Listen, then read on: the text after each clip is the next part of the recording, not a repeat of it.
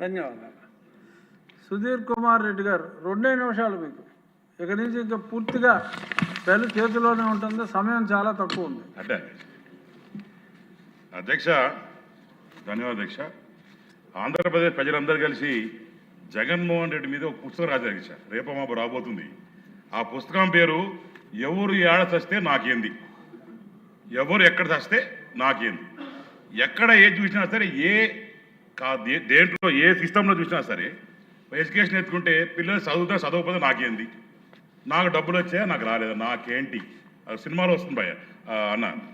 ఆ రకంగా దేంట్లో ఏళ్ళు చూసినా మద్యంలో మాత్రం చూస్తే ఇక్కడ మొత్తం నాకేసినాడు అధ్యక్ష, ఎక్కడ ఏం లేకుండా. మరి ఈరోజు చూస్తే ప్రజలు ఆరోగ్యం గురించి నాకు అసలు పట్టదు, నాకేంటి, నాకు డబ్బులు వస్తేనే ఆరోగ్యం, లేకుంటే ఎవడన్నా సర్వనాశనం చచ్చిపోయినా పర్వాలేదు. ఆ రకంగా ఆ రోజు పాలన నడిచింది అధ్యక్ష. కానీ ఈరోజు మన ప్రభుత్వం వచ్చిన తర్వాత నాకొద్దు, అంతా మీకే, నాకు దాని గురించి మాట్లాడితే మాత్రం తాట తీస్తా అని చెప్పి మా నాయకుడు ఈరోజు మన కూటమి ప్రభుత్వంలో నాయకులు కావచ్చు, చంద్రబాబు నాయుడు గారు కావచ్చు, నారా లోకేష్ గారు కావచ్చు, పవన్ కళ్యాణ్ గారు ఖచ్చితంగా ఎక్కడన్నా తప్పు జరిగితే తాట తీస్తా అనే ప్రభుత్వం ఈరోజు మనకు వచ్చినందుకు ఆనందంగా ఉంది అధ్యక్ష. దీంట్లో ముఖ్యంగా పోయిన ప్రభుత్వంలో క్యాష్లెస్ సిస్టమ్ ఎంత దారుణంగా దోచుకున్నారంటే, అసలు క్యాష్లెస్ సిస్టమ్ ఉంటుంది అధ్యక్ష ఈ కాలంలో, మీరు చెప్పాలా. ఎందుకంటే ఈ కాలంలో ఎవరు ఒక సామాన్య వ్యక్తి పోయిన తర్వాత ఒక కార్డు ఏది ఇస్తే దాంట్లో కార్డు పడలేదు, నాకు క్యాషే కావాలని చెప్తే మళ్ళీ అతను ఏటీఎం దానికి మళ్ళీ పర్సెంటేజ్ కట్టి తీసుకొచ్చి తాగే పరిస్థితి ఉంది అధ్యక్ష. మా ఊర్లో ఒక సీనయ్య అని ఉన్నాడు, హ్యాపీగా ఆనందంగా పొద్దునైతే పని చేస్తే సాయంత్రం అయితే ఇంటికి వచ్చి ఏదో క్వార్టర్ దాకా పడుకుంటాడు. కరెక్ట్గా 4 సంవత్సరాల తర్వాత ఒకరోజు పొద్దున్న లేస్తే సీనయ్య లేడు, ఆ కుటుంబానికి దిక్కుముక్కు లేదు. ఏం జరిగిందో అని మొత్తం ఆరాధిస్తే 2 కిడ్నీలు ఫెయిల్ అయిపోయి ఆయన చనిపోయే పరిస్థితి వచ్చింది అధ్యక్ష. ఇది ఎవరి వల్ల జరిగిందని నేను అడుగుతా ఉన్నాను. ఆ ప్రభుత్వంలో మరి ఎక్కడ చూసినా పందికొక్కులే. మరి ఆ రోజు కరోనా టైంలో లిక్కర్ షాపు నిండా కూడా లిక్కర్ ఉంటే, మొత్తం కరోనా అయిన తర్వాత షాపులు తెరిస్తే లిక్కర్ అంతా కూడా మాయమైపోయిందట. ఏమైందిరా బాబు అని అడిగితే పందుకుక్కలు తాగేసిన అని చెప్పి దాంట్లో రాస్తారు అధ్యక్ష. అంటే పందుకుక్కలు వచ్చి బాటిల్లో క్యాప్ తీసి సీసాలు తాగుతాయి అధ్యక్ష. ఒక్కసారి దీని గురించి మీరు కూడా ఆలోచించాల్సిన అవసరం ఉంది. మన ప్రభుత్వం వచ్చిన తర్వాత ఒక ట్రాన్స్పరెన్సీ లెవెల్, ఎక్కడ ఏ బాటిల్ మ్యానుఫ్యాక్చర్ అవుతుందో, ఎక్కడ లేబుల్ వేస్తున్నారు, ఎక్కడ పోతుందో, ఎవరు తాగుతున్నారు, ఏం జరుగుతుందో కూడా మొత్తం ఒక సిస్టమేటిక్గా జరిగే పరిస్థితి ఉంది అధ్యక్ష. అంతేకాకుండా ఆఖరికి మొన్న కొండ మీదగా పోయి తీసుకుని బాటిల్ పడేస్తే దాన్ని కూడా ట్రాకింగ్ చేసి ఈరోజు ఈ ప్రభుత్వం చిత్తశుద్ధిగా పనిచేస్తుందని నిరూపించుకునే పరిస్థితి అధ్యక్ష. అంతేకాకుండా దీంట్లో రెండు విషయాలు చెప్పి ముగిస్తా అధ్యక్ష. దీంట్లో మనం వచ్చిన తర్వాత దగ్గర 40% నుంచి 50% ఈరోజు బ్రహ్మాండంగా లిక్కర్ సేల్స్ పెరిగినాయి, ప్రజలందరికీ ఆనందంగా ఉన్నారు. అంతేకాకుండా మీ కోనసీమలో ఇంతకు ముందర జరిగిన 5 సంవత్సరాల్లో కనీసం కోడి పందాలు జరుగుతున్నప్పుడు వచ్చినప్పుడు కూడా ఆ దిక్కుమాల లిక్కర్ ఉండే పరిస్థితి. కానీ అందులో తెలంగాణ నుంచి కూడా వచ్చినప్పుడు ఏమరా మీ దగ్గర ఏం లేదు, మీ దగ్గర ఎందుకు రావాలని చెప్పి జనాలు వచ్చే పరిస్థితి. బయట నుంచి వచ్చి ఇన్వెస్టర్స్ వచ్చినప్పుడు మీ దగ్గర బ్రాండులు లేవు, దొంగ బ్రాండులు ఉన్నాయి, మేమెంత మీరు ఎట్ట పనిచేస్తాం అనే పరిస్థితి.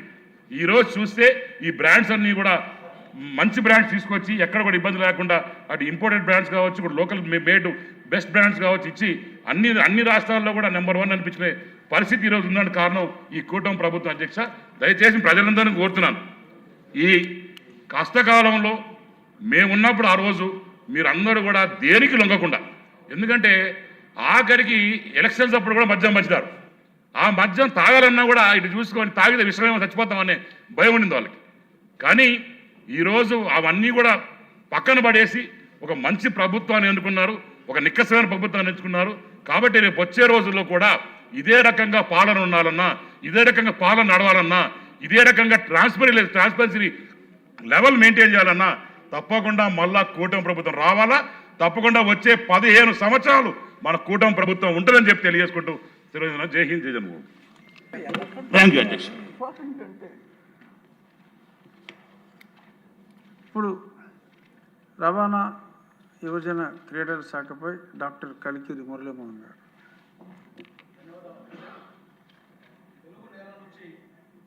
ప్రపంచ ప్రఖ్యాత క్రీడాకారులు తయారు కావాలన్నది ఆనాడు ఉమ్మడి రాష్ట్రాన్ని పాలించినటువంటి నేడు నవ్యాంధ్రను పాలిస్తున్నటువంటి నారా చంద్రబాబు నాయుడు గారి ఆకాంక్ష అధ్యక్ష.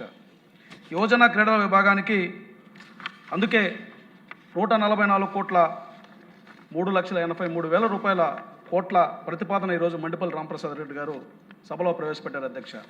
ఈ సందర్భంగా కొన్ని విషయాలు మనం ప్రస్తావించుకోవాలి అధ్యక్ష. నారా చంద్రబాబు నాయుడు గారి నాయకత్వంలో వారి దార్శనికతతో యువతకి పెద్దపీట వేయడం, అలాగే విద్యాలయాలు మొదలుకొని విశ్వవిద్యాలయాల వరకు కూడా క్రీడలకి అధిక ప్రాధాన్యత ఇవ్వడం జరిగింది అధ్యక్ష. క్రీడలకు ప్రాధాన్యత ఇవ్వడం వల్ల క్రమశిక్షణ, సమయపాలన, శారీరక ఆరోగ్యం, మానసిక ఉల్లాసం, సామాజిక నైపుణ్యం, అలాగే నాయకత్వం కూడా వస్తుంది అధ్యక్ష. అయితే గడిచిన 5 ఏళ్ల కాలంలో అలాంటివేమీ జరగలేదు అధ్యక్ష. ఒక ఆడుదాం ఆంధ్ర అన్న పేరుతో అవినీతికి ఏ రకంగా మనం డబ్బులు ఖర్చు పెట్టుకోవాలా, అవినీతి ద్వారా బడ్జెట్లో కేటాయింపుల్ని తమ ఖాతాల్లోకి ఎలా మళ్లించుకోవాలన్నటువంటి ప్రయత్నం తప్ప మరేం జరగలేదు అధ్యక్ష. అధ్యక్ష 2014 నుంచి 19 వరకు అధ్యక్ష తెలుగుదేశం ప్రభుత్వం అధికారంలో ఉన్నటువంటి సమయంలో 1,139 కోట్ల రూపాయలు ఖర్చు చేస్తే దాని యొక్క ఫలితం మనం చూసాం అధ్యక్ష. జాతీయ స్థాయిలో కరణం మల్లేశ్వర్ గారు కానీ, పుల్లెల గోపీచంద్ గారు కానీ, కోనేరు హంపి గారు కానీ, పివి సింధు గారు కానీ దేశవ్యాప్తంగా ఆంధ్ర రాష్ట్రానికి కీర్తిని తెచ్చిపెట్టారు అధ్యక్ష. అదే 2019 నుంచి 24 వరకు 814 కోట్ల రూపాయలు ఖర్చు చేశారు అధ్యక్ష. అందులో ఆడుదాం ఆంధ్ర పేరుతో 120 కోట్ల రూపాయలు స్వాహా చేశారు అధ్యక్ష. ఆఖరికి సాక్షాత్తు ఆ డిపార్ట్మెంట్లో ఎండి పైనే డైరెక్టర్లు కంప్లైంట్ చేయడం, అసలు వాలీబాల్కు ఫుట్బాల్కి తేడా తెలియని మంత్రిగా ఉండడం, ఇలాంటి దుర్భరమైనటువంటి దురదృష్టకరమైనటువంటి పరిస్థితులు మనం అందరం కూడా చూసాం అధ్యక్ష.